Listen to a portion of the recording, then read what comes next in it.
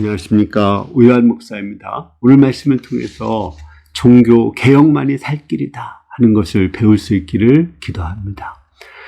오늘 말씀의 요절은 누가복음 19장 46절입니다. 그들에게 이르시되 기록된 바 내 집은 기도하는 집이 되리라 하였거늘 너희는 강도의 소굴을 만들었도다 하시니라. 여러분들 혹시 루터가 종교 개혁을 할 당시에 성경 하나의 값이 얼마 정도 했는지 아십니까? 무려 5억 원이었습니다. 그 성경도 어디에나 있는 것이 아니라 비텐베르크 도서관에 한 권이 비치되어 있었습니다. 그것도 헬라어로 기록되어 있었습니다. 일반 대중은 성경을 읽을 수가 없었죠. 루터는 신부였기 때문에 그곳에서 성경을 읽고 암송했습니다.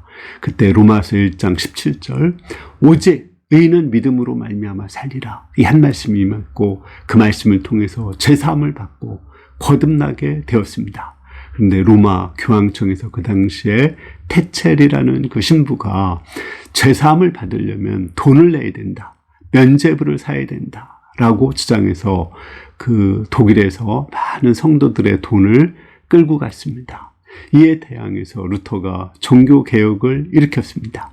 또 그와 더불어서 그 당시에 구텐베르크 도서관에서 인쇄술이 발달해가지고 성경을 찍어내게 되었습니다. 그리고 성경을 대중들이 읽게 되었습니다. 그리고 성경의 값이 아주 싸졌습니다.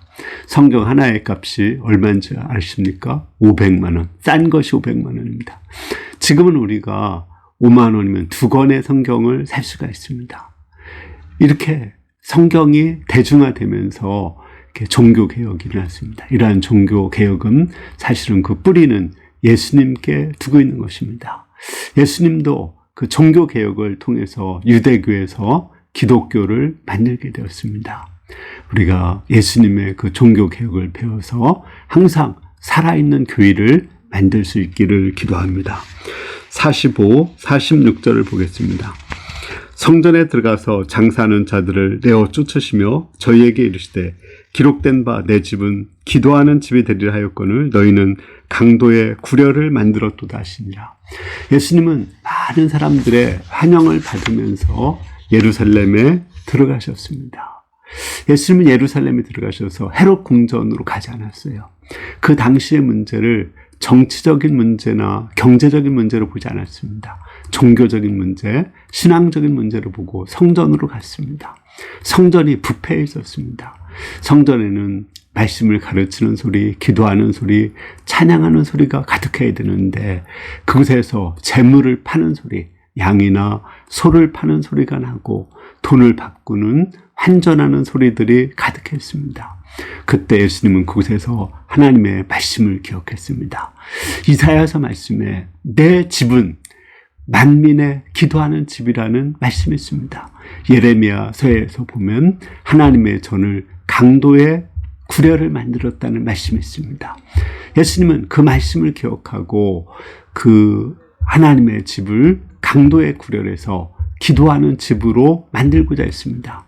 그 당시에 많은 사람들이 그 성전에서 많은 돈을 착취하고 있었습니다. 그 성전에 제물을 바쳐야 되죠. 근데 그 제물을 바치는데 그 대제사장의 도장을 찍어준 그 제물만 바칠 수 있습니다. 근데 그 도장을 찍어줄 수 있는 그곳에서 장사할 수 있는 그 권한을 장사꾼들에게 독점하게 하고 그들이 한 7배에서 14배까지 폭리를 취했다고 했습니다. 그리고 그 폭리를 취한 그 돈을 대제사장에게 상납을 한 거죠.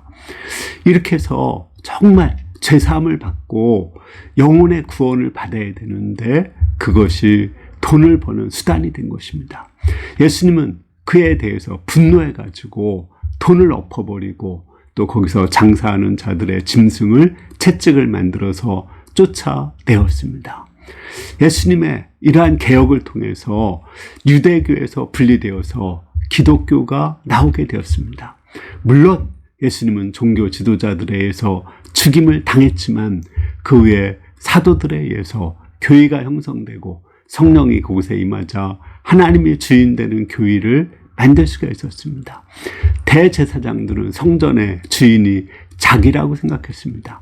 그래서 자기들의 허락을 받아야만 그곳에서 장사를 할 수 있었고, 그 장사하는 이윤을 자기들이 가질 수가 있었던 것입니다. 그러나 예수님은 대제사장이 성전의 주인이 아니다. 성전의 진정한 주인은 하나님이시다. 하나님 주인이 되는 성전으로 바꾸었습니다. 그리고 성전은 장사하는 곳, 돈 버는 곳이 아니라 기도하는 곳, 하나님과 교제하고 성도가 교제하고 서로를 위해서 섬기는 곳이 되어야 된다고 개혁을 했습니다. 이를 통해서 모든 만민이 성전에 와서 예배를 드리게 되었습니다. 그리고 모든 만민이 성전이 된 거예요. 이제는 우리 몸이 성전이 된 것입니다. 또 우리 예수 그리스도를 믿는 사람들의 모임인 교회가 성전이 되었습니다. 우리 안에 하나님이 거하시고 우리 교회 안에 하나님이 거하는 그러한 기독교를 만들게 되었습니다. 이 얼마나 놀라운 일입니까? 하나님이 우리 안에 들어와서 우리와 함께 계시고 우리가 예배 드리는 이 현장에 하나님이 우리와 함께 계신다는 것입니다. 또 지금 우리를 통해서 죄사함을 주시고 또 우리가 하나님과 교제할 수 있고 사람들과 교제할 수 있고 세상을 섬기는 좋은 교회를 만들게 되었습니다. 예수님의 이러한 개혁은 사실은 예레미야 시대로 거슬러 올라갑니다. 예레미야 시대도 성전이 타락해 있었습니다. 성전에서 우상을 숭배하고 성전에서 간음을 하고 성전에서 살인을 하고 성전에서 강도짓을 해서 다른 사람의 돈을 빼앗는 시대였습니다. 예레미야는 그들에게 회개의 메시지를 전했습니다. 물론 회개하지 않았죠. 여호야kim 왕은 예레미야를 그 굴 속에 가두고 그가 전한 성경 말씀을 찢어서 불에 태워버렸습니다. 그로 인해서 이스라엘은 망하게 되었습니다. 그들이 개혁을 하지 않았을 때 하나님이 친히 그들을 바벨론에 보내어서 바벨론 70년 포로 생활을 통해서 개혁을 하게 하셨습니다. 그를 통해서 이제 느헤미야나 에스라와 같은 사람들이 나와서 이스라엘을 개혁했습니다. 느헤미야가 무엇을 개혁했죠? 요즘에 우리 일용할 양식 말씀을 통해서 배웠죠. 믿음의 가정을 이루고 불신자와 결혼하는 사람들을 쫓아냈습니다. 뿐만 아니라 11조를 내어서 레위인들을 세우게 했고 안식일을 지키게 했습니다. 이스라엘 공동체에 하나님을 믿지 않고 하나님을 모욕하는 이방인들, 모압, 암몬 족속들을 쫓아내는 일을 했습니다. 또 하나님을 회방하는 자들이 성전을 차지하는 것을 쫓아냈습니다. 이러한 개혁을 통해서 그 유대교가 하나님의 종교가 되었고 하나님의 교회가 되었고 그 속에서 남은 자들이 생기고 거기서 예수님이 태어나게 된 것입니다. 예수님은 그러한 느헤미야의 개혁 정신을 본받아서 이스라엘을 개혁했고 거기서 우리 기독교가 생겨나게 되었습니다. 그렇지만 그 기독교도 1500년이 내려오면서 가톨릭 시대에 다시 타락한 것입니다. 아까 서론에서 말한 것처럼 그 교회가 면죄부를 사야지 죄사함을 받는다. 죄사함을 이용해서 돈을 벌고자 한 것이에요. 그것은 성전에서 재물을 팔아서 7배에서 14배의 풍리를 취한 것과 뭐가 다릅니까? 성전에서 돈을 긁어 모으려고 한 거죠. 그렇지만 루터와 칼빈과 쭈빙글린 같은 개혁자들을 통해서 거기서 가톨릭에서 나와서 개신교가 생겨나게 되었습니다. 그리고 가톨릭도 개혁을 하게 되었습니다. 그리고 우리가 이러한 신앙의 자유를 누리게 되었습니다. 가톨릭은 사제만이 성경을 읽을 수 있다고 가르쳤습니다. 하지만 이제는 만인 사제주의라 우리 누구나 성경책을 읽을 수 있고 아까도 말한 것처럼 5만 원이면 2권의 성경책을 사서 읽을 수 있고 인터넷에서 얼마든지 성경을 검색해서 누구나 읽을 수 있습니다. 얼마나 큰 특권입니까? 5억 원 되는 그 비싼 성경이 이제는 무료로 값없이 우리가 성경을 읽는 시대가 되었습니다. 이런 아름답고 놀라운 역사가 개혁을 통해서 이루어진 것입니다. 그러면 요즘은 어떻습니까? 요즘은 그 개혁을 해서 모두가 아름답게 하나님의 주인이 되는 그러한 교회를 만들고 있습니까? 아닙니다. 지금 공공연히 또 전통적으로 보통 큰 교회, 대형 교회에서 장로가 되려면 1억 원을 헌금하고, 중형 교회에서 장로가 되려면 5천만 원을 헌금하고, 소형 교회에서는 1,000만 원을 적어도 헌금을 해야 된다고 말합니다. 이것이 이상하게 생각될지 여러분들은 모르지만 너무 당연하게 사람들은 생각하는 것입니다. 왜냐하면 헌금을 한 사람들이 교회의 재산권을 행사할 수 있기 때문에 그렇습니다. 그래서 장로들이 그 교회의 재산권을 행사하는 주인이라고 생각을 하는 것입니다. 그래서 그 재산권 싸움을 하다 보면은 그 장로와 또 목사와 싸움을 하게 됩니다. 목사가 개척을 하면은 그 목사는 또 이 재산권은 내가 목사가 가지고 있는 것이지 장로가 있지 않다, 이렇게 생각을 하는 거예요.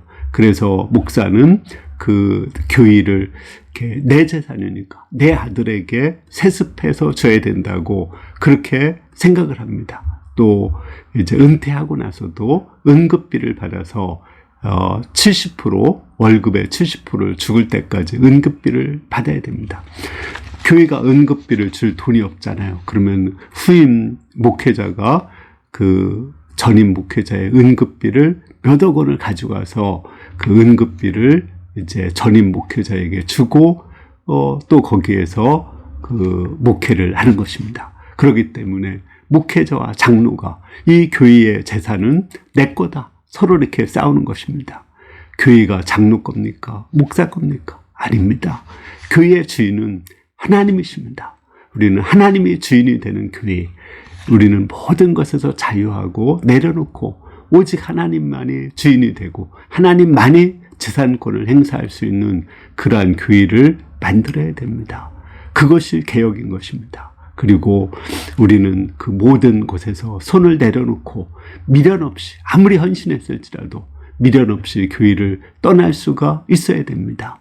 그리고 교회는 오직 죄사함 받고 성령의 역사하고 영혼 구원하는 일에 힘을 쓰고 전도하고 선교하고 섬기는 일, 구제하는 일에 힘을 써야 됩니다. 그런데 우리가 이 개혁을 할 때 또 하나 조심할 것이 있습니다. 47절에서 48절을 보겠습니다. 예수께서 날마다 성전에서 가르치시니 대제사장들과 서기관들과 백성의 두목들이 그를 죽이려고 꾀하되 백성이 다 그에게 귀를 기울이므로 어찌할 방침을 찾지 못하더라. 예수님은 성전을 개혁하고 말씀을 가르쳐서 말씀을 통해서 지속적으로 성전을 개혁하고자 했습니다. 종교 지도자들, 특히 대제사장은 자기의 이권을 놓지 않고자 했습니다. 자기의 기득권을 포기하지 않고자 해서 예수님을 죽이고자 했고 결국은 예수님을 죽였습니다. 예수님은 종교 지도자들의 시기심에 의해서 결국은 십자가에 죽임을 당합니다. 이게 아주 중요한 것입니다. 예수님은 개혁을 했고 또 종교 지도자들을 몰아낼 수 있는 충분한 힘이 있었습니다. 12형 되는 천사를 동원해서 그들을 쫓아낼 수 있었습니다. 그러나 예수님은 그들을 쫓아내지 않고 죽임을 당했습니다. 왜요? 그들의 권위를 인정했기 때문에 그렇습니다. 그들의 권위를 하나님이 주신 것으로 인정했습니다. 그들의 잘못은 비판했지만 권위에 대해서는 인정해 주었습니다. 이것이 진정한 개혁입니다.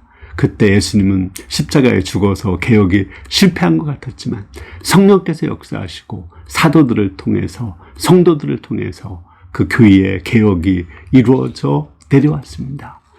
이러한 개혁의 좋은 모델이 다윗이라고 생각됩니다.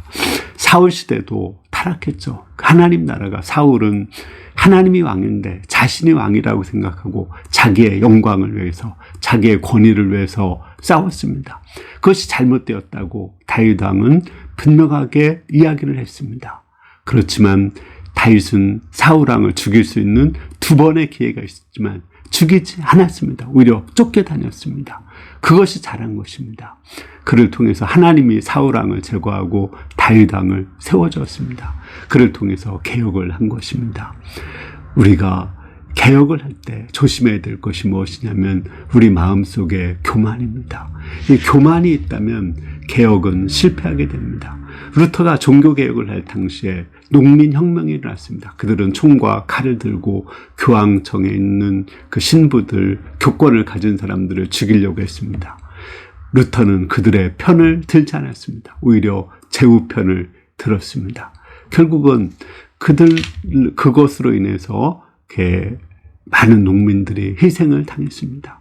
물론 제후 편을 들은 것도 잘못입니다. 그러나 농민들처럼 총과 칼을 가지고 또 그 가톨릭을 무너뜨리려고 하는 것도 잘못입니다. 우리는 평화적으로, 온유함으로, 겸손함으로 개혁을 해야 됩니다. 우리가 교회를 개혁할 때도 마찬가지입니다. 예를 들어서 교회 목사님이 성추행의 문제가 있다고 해봅시다. 여기에 두 가지 견해가 있습니다. 성추행의 문제가 있고 성폭행의 문제가 있으면은 이거를 이렇게 비밀리해야 된다고 목사와 관련된 측에서는 얘기합니다. 이거를 드러내면 교회가 무너지고, 교회가 무너지면 성령을 모독하는 것이다. 하나님을 위해서라도 너는 잠잠하고 피해자는 잠잠해야 된다. 그래서 피해자를 말을 못하게 하는 사람이 있습니다. 이거 잘못된 거죠.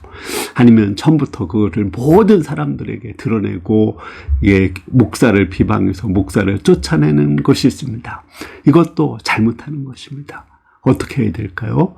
먼저 장로 한두 사람이 가서 목사에게 잘못된 것을 이야기해야 됩니다. 듣고 회개하면 법에 따라서 처리하면 되는 거예요. 회개하지 않으면 몇 명의 장로와 함께 다시 이야기하고, 그래도 안 되면 재직회에서 얘기하고, 그래도 안 되면 교회 전체에서 얘기를 해서 그 문제를 법에 따라서 처리를 해야 되는 것입니다. 이처럼 인격적으로 또 겸손하게 처리를 해야지 그 문제를 모든 사람에게 떠벌리고 권위를 무시하는 것, 또 그로 인해서도 많은 사람들이 상처를 받고 교회를 떠나게 됩니다. 우리는 잘못을 개혁하되 온유함으로, 겸손함으로 개혁을 해야 됩니다. 그렇다고 침묵하는 것도 잘못입니다. 결론적으로 개혁은 계속돼야 됩니다. 우리가 집안을 청소하지 않으면 어떻게 되죠? 먼지가 쌓이죠. 이번 동아리방 가보니까 먼지가 수북히 쌓여서 우리 최요한 목자가 청소를 잘 했습니다. 또 집도 가만히 두면은 이렇게 퇴락해서 결국은 무너져 내리게 됩니다. 끊임없이 리모델링을 해야 됩니다. 밭도 어떤가요? 밭을 갈고 또 거기를 손질하지 않으면 잡초들로 덮이게 됩니다. 우리는 이와 같이 기독교는 끊임없이 가만히 있으면 타락하게 되어 있습니다. 그러므로 우리는 하나님의 말씀에 기초해서 교회의 주인은 하나님이시다. 이것에 기초해서 우리의 모든 기득권을 내려놓고 욕심을 내려놓고 하나님의 주인이 되는 교회, 기도하는 교회, 예배하는 교회, 죄사함이 있는 교회, 성도들이 교제하는 교회, 세상을 섬기는 교회, 거룩한 교회가 되도록 끊임없이 개혁해 나가야 됩니다. 교회가 살아있을 때 우리 나라가 살 수 있고, 나라가 살아야 또 온 세계가 살 수가 있는 것입니다. 우리 모두가 하나님의 말씀에 기초해서 하나님의 주인 되는 그런 교회를 만들어갈 수 있기를 기도합니다. 감사합니다. 기도하겠습니다. 하나님 아버지, 교회의 주인은 하나님이십니다. 우리가 하나님의 주인 되는 교회, 기도하는 교회를 만들 수 있도록 도와주십시오. 예수님의 이름으로 기도했습니다. 아멘. 우리 한 주간 하나님 앞에서 우리 자신을 잘 살펴보고 하나님 주인 되는 그런 교회를 잘 만들어가고, 또 우리 몸도 하나님의 교회인데 우리 몸의 주인이 하나님이 되게 하시고, 우리 가정도 하나님의 주인인데 하나님의 주인 되는 가정 잘 만들어갈 수 있기를 기도합니다. 감사합니다.